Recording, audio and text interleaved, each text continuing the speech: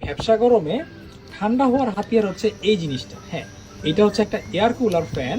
So এটা নিচে আছে একটা ওয়াটার ডিসপেন্সার, এইখানে পানি দিয়ে দিলে এইটা ঠান্ডা কুয়াশার মতো করে পানিটাকে উপরে বের করে দিচ্ছে।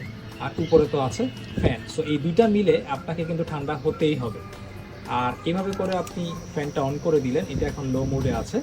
আমি আরেকবার প্রেস করলাম, এটা আছে মিডিয়ামে। এখন আরেকটা প্রেস করলাম, এটা কিন্তু হাই।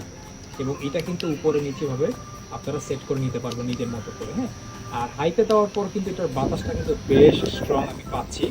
ভালো একটা স্ট্রং বাতাস কিন্তু এটা দিচ্ছে। হ্যাঁ, আর এভাবে করে আপনারা এটা সুইচ দিয়ে অফ করে ফেলতে পারবেন।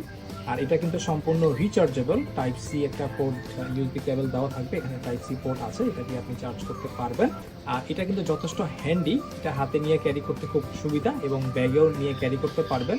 আর এটা কিন্তু খুব ভালো করে সিল করা আছে, মানে এটা কিন্তু পানি পড়ে গিয়ে লিক হয়ে যাওয়ার কোনো সম্ভাবনা নাই।